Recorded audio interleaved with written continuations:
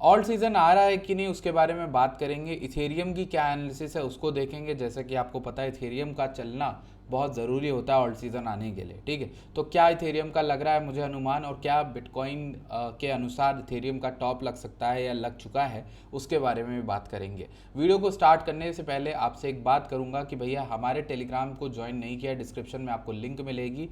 क्या क्या नहीं आपको पकड़ाया गया। ये बिटकॉइन की शॉर्ट है 125 के से 122 125 पे बोला गया शॉर्ट करना मार्केट को। क्या प्रिडिक्शन चली है, जो लोग टेलीग्राम पे नहीं है ना, मैं बता रहा हूँ, मैं उनको अब जब बता रहा हूँ तो वो पछता रहे कि ये कॉल हमें पता चल जाती, ये चीज़ हमें पहले पता चल जाती तो हमारे लिए थोड़ी आसानी हो जाती। इसलिए कह रहा हूँ टेलीग्राम ज्वाइन कर लो। राइट, वीडियो को स्टार्ट करते हैं। सबसे पहले बात करते हैं हम लोग इथेरियम के मैक्रो टाइम फ्रेम में, which is monthly time frame या महीने का टाइम फ्रेम है। हम महीने महीने में इथेरियम को देखते हैं कहाँ पर इथेरियम है। जब हम महीने महीने में देखते हैं तो भैया एक ट्रेंड मुझे समझ में आ रहा है इथेरियम में, विच इज़ दिस। 2022 से लगा था ये ट्रेंड और ये स्टार्ट हुआ 2022 से। और 2022 से अगर हम नोटिस करें वहाँ से तो अच्छा पंप आया, ठीक, चलो बढ़िया है। ये आपको एक टच मिला, दूसरा आपको टच मिला, तीसरा मिला, चौथा मिला, और फिर हम फाइनली ब्रेक डाउन कर गए 2025 के फरवरी में। और फरवरी में हम जो तोड़ा है फेब को, उसके बाद हम गिरे हैं 1300 तक। और ये किसी ने भी अनुमान नहीं किया था एक्सेप्ट ऑफ कोर्स हमने यहाँ पर आपको 1500 का लेवल दे के रखा था कि इथेरियम चाहे तो यहाँ का लेवल विजिट कर सकता है। फाइनली इथेरियम ने वो विजिट किया, उसके बाद ऊपर उठा एंड दोबारा से इस ट्रेंड जोन को रिक्लेम किया। मैं इस ट्रेंड जोन की बात कर रहा हूँ, जो ट्रेंड लाइन बनती चली आ रही है ना, ये पूरी ट्रेंड लाइन हमारी एक ट्रेंड है इथेरियम का, ठीक। अभी के लिए बिटकॉइन, जैसे मैंने लास्ट वीडियो में बताया कि उसने अपने ट्रेंड के एकदम नीचे हिस्से पे आ गया है, मतलब ट्रेंड का जो पूरा बुल मार्केट ट्रेंड है उसका निचले चैनल पे आ गया है। जैसे बिटकॉइन भी एक ट्रेंड फॉलो कर रहा है, इथेरियम भी एक ट्रेंड फॉलो कर रहा है। इस ट्रेंड में इथेरियम अभी नीचे नहीं आया है। मैं ये कहना चाहूँगा कि इथेरियम कंपैरेटिवली स्ट्रॉन्ग है बिटकॉइन से। और इसका एक मैं अनुमान आपको देता हूँ कि बिटकॉइन और इथेरियम, जैसे ये 6 अक्टूबर 2025 का स्क्रीनशॉट है, आप देख सकते हो 124 125 के अराउंड बिटकॉइन चल रहा था और 4700 के अराउंड इथेरियम चल रहा था। अगर अभी हम लोग देखें तो इथेरियम सिर्फ 3800 चल रहा है, ज़्यादा डाउन नहीं है, और बिटकॉइन काफ़ी ज़्यादा डाउन है। लाइक इसने 24-25 हज़ार डॉलर लूज़ कर दिया। मैं आपको एक इसी स्क्रीनशॉट में एक चीज़ और दिखाता हूँ कि यहाँ पर जनवरी में क्या चल रहा था। जनवरी 1 2025 का स्क्रीनशॉट है और इथेरियम 3300 के अराउंड था, 94 के बिटकॉइन चल रहा था। और आज बिटकॉइन चल रहा है 100 आई थिंक 120 आई थिंक 103 के 104 के बिटकॉइन ऊपर है। लेकिन इथेरियम जो है बिटकॉइन जो है उसके कंपैरिजन में इथेरियम काफ़ी स्ट्रॉन्ग होल्ड कर रहा है, ठीक। तो 3800 पे होना इथेरियम का, और ऐसे क्रैशेस के बाद ये बड़ी बात है, ठीक है, मेरे हिसाब से। अब अगर हम लोग नोटिस करें तो इसके ये कहता क्या है, ये पूरी कहानी का बताने का मकसद क्या था। मकसद ये था कि इथेरियम में ना आपको एक पुश मिला था ये वाली कैंडल्स का। ये जो पंप आया $2400 से डायरेक्ट हमें 2 महीने के अंदर लेके गया 5 आई थिंक 4930 तक हम गए। तो ये जो इस पंप आया था, ये पंप का रिट्रेसमेंट अगर फुल्ली नहीं होता है तो एक चीज़ हो सकती है जो मैं आपको बता रहा हूँ। ऑल्ट सीजन वाले गौर से सुनना, इथेरियम अगर यहाँ अपने आप को स्ट्रॉन्ग रखता है और बिटकॉइन गिरता है, ठीक, तो ऑल्ट सीजन तो मैं अभी भी नहीं बोल रहा नहीं आएगा। दूसरी चीज़ है, कुछ ऑल्ट्स स्ट्रॉन्गनेस शो करना स्टार्ट कर देंगे, क्योंकि मैंने ये 2020 के एंड में 2021 में ये चीज़ होती देखी है कि अगर इथेरियम होल्ड कर रहा है और बिटकॉइन गिरता जा रहा है तो डोमिनेंस पक्का गिर रही है, और डोमिनेंस बिटकॉइन की गिर रही है तो मतलब ऑल्ट्स में पैसा जाना स्टार्ट होगा, ठीक। तो इसीलिए मैं आपसे बोल रहा हूँ कि अगर आपको ऑल्ट्स में थोड़ा बहुत पंप चाहिए तो इथेरियम को यहाँ से मजबूती रखनी होगी, क्योंकि अब वो रख रहा है। मजबूती क्यों रख रहा है? क्योंकि बिटकॉइन अपने इस ट्रेंड जोन के निचले हिस्से पे से तोड़ने वाला ऑलमोस्ट, लेकिन इथेरियम अभी तक उस जगह पहुंचा ही नहीं है। आप नोटिस करो, इथेरियम इस जगह आया ही नहीं। ये वो फाइनल जगह है जहां मैं वेट कर रहा हूं कि अगर इथेरियम आता है बहुत बढ़िया जगह होगी बाइंग करने की। और इथेरियम का जो लेवल है वो मेरे हिसाब से 3200 से 31-3000 के अराउंड मेरा ये लेवल रहेगा। वाई 2-3 रीज़न आपको समझाता हूँ। पहले, ये जो निचला डंप आया था ना बिटकॉइन इथेरियम में, उसका ये गोल्डन पॉकेट जोन है, ठीक, ये वाले एरिया से, सॉरी, यहाँ से गोल्डन पॉकेट जोन है। दूसरा, ये ट्रेंड जोन का लास्ट है, ये जो ट्रेंड जोन नीचे से चलता आ रहा है इसका ये चैनल है पूरा, इस चैनल पे भी सपोर्ट लेने आएगा। तो कहने का मतलब ये कि अगर गलती से इथेरियम यहाँ से गिरता है, यहाँ आता है, तो मैं बाय करूँगा और फिर मेरा जो टारगेट होगा वो मिनिमम यही रहेगा 3800 4000 के अराउंड, ठीक है। ये इस तरीके का मेरा प्लान रहेगा इथेरियम के अंदर। अब अभी इथेरियम कहाँ पे, अभी मंथली टाइम फ्रेम में तुम देखो तो एक सपोर्ट है, ये है 3697 से लेके 3900 के अराउंड। और इथेरियम क्या कर रहा है, उस सपोर्ट को कंफर्म कर रहा है और उसको अराउंड होल्ड करने की कोशिश कर रहा है। अगर इथेरियम यहाँ पे होल्ड करता है और बीटीसी यहाँ से भागना स्टार्ट करता है तो इथेरियम में एक बड़ा पंप आएगा 4600 से लेकर 4900 तक। तो ये जो पंप है ये क्यों आ सकने की उम्मीदें हैं, बिकॉज इथेरियम यहाँ पे होल्ड कर रहा है इस जगह पर, और बिटकॉइन जो है वो ऑलरेडी अपना डंप कर चुका है। तो इस जगह से भी अगर इथेरियम उठना चाहे तो उठ सकता है, बहुत अच्छी जगह हो सकती है लेने की। ठीक, अब मंथली के बाद अब हम एक चीज देखते हैं वीकली का टाइम फ्रेम। लेट्स सी, तो जब हम वीकली के टाइम फ्रेम में देखते हैं तो हमें दिखता है कि भाई इथेरियम ऑलरेडी अपने लास्ट जो ये जो अप ट्रेंड है, अप ट्रेंड कैसे चलता है भाई, अप ट्रेंड चलता है जब मार्केट हायर लोज बनाता रहा। तो ये जो हायर लो था, ये लास्ट हायर लो था, ये लगा था 3363 के अराउंड। तो आपको ध्यान ये देना है कि ये जो 3363 है ये नहीं टूटना चाहिए, इवन ये लेवल भी नहीं टूटना चाहिए जो क्लोजिंग के लेवल थे 3494। तो आप नोटिस करो हमने विक जरूर दिए बट क्लोजिंग नहीं करी, और हम काफी ऊपर होल्ड कर रहे हैं इस जगह के। तब तक के लिए मेरे हिसाब से ये इथेरियम में स्ट्रांगनेस का साइन है, ठीक है, कि इथेरियम को ये लोग होल्ड कर रहे हैं।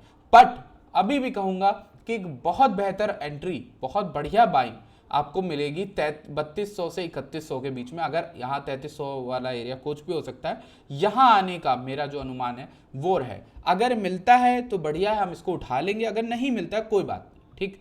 अब जाते आते मैं आपको एक चीज बताता हूँ, अभी और भी चीजें बची है, बाय द वे बताता हूँ, जा नहीं रहा हूँ। मैं एक चीज बताता हूँ, डीवाईडीएस का जो हमारा कंपटीशन था जिसमें लगभग 2 लाख रुपए डिस्ट्रीब्यूट किए गए लोगों को गिव अवे ऑप्टिनिक्स कम्युनिटी की तरफ से, एक भी पैसा कहीं नहीं लगता है, हमने सिर्फ गिव अवे करने का ट्राई किया है। ये इसलिए इकलौती कम्युनिटी है जहां मैं आपसे कहीं भी कोई फीस के रूप में कोई पैसा नहीं लिया हूं, मैं आपके लिए जुगाड़ करके गिव अवेज लाता हूं। यहाँ $2000 जो है डिस्ट्रीब्यूट हुए हैं, आप नोटिस करो किसको मिले।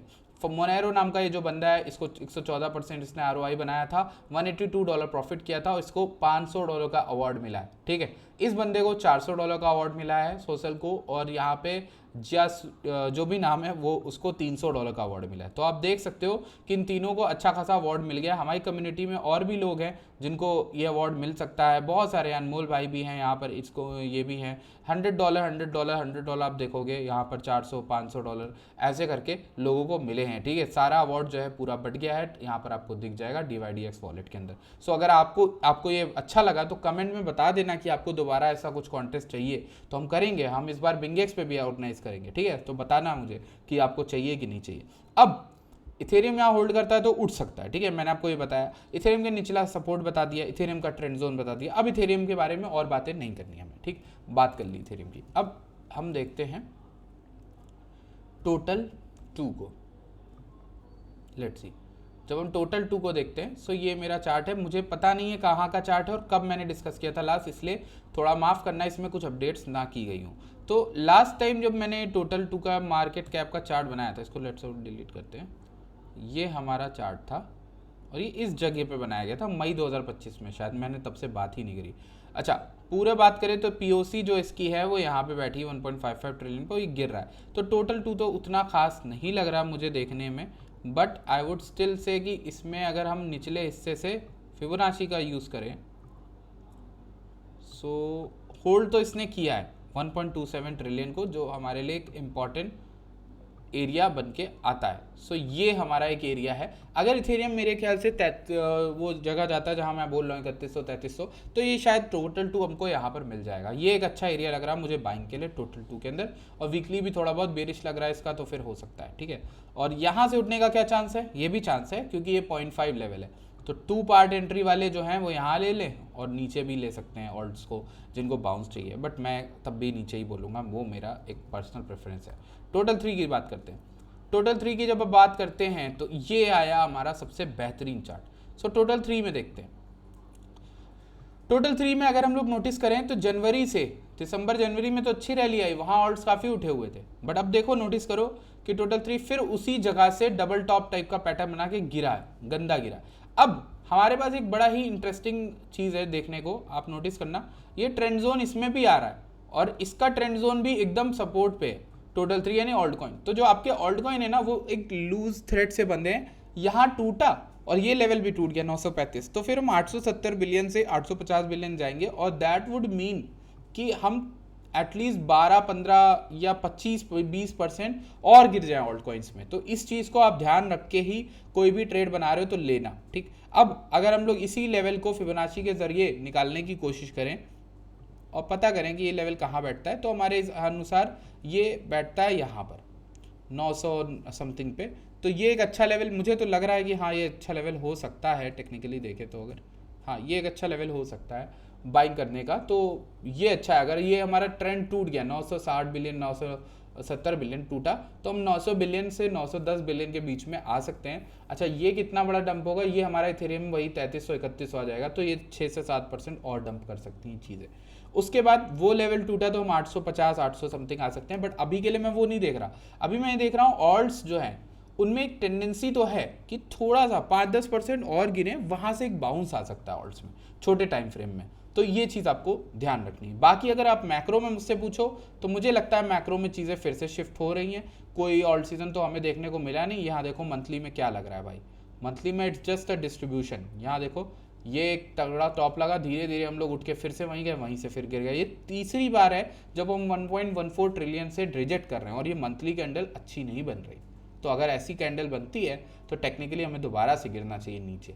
समझ में आ रही बात। ये मेरी एक ऑल्ट कॉइन की अपडेट थी। मैं इसमें सोलाना को भी कवर करना चाहूँगा।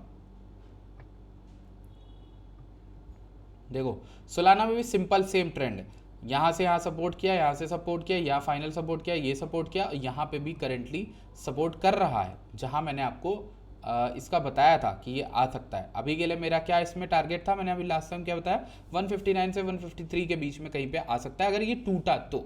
अभी के लिए क्या कर कोशिश करा पता है, ये पूरा बुल मार्केट का जो सपोर्ट बना हुआ है, ये जो लाइन इसी को सपोर्ट दे रहा है। तो मैंने बोला जैसे एक चांस यही है कि यहाँ जहाँ हम हैं यहाँ से एक छोटा सा बाउंस है, ठीक।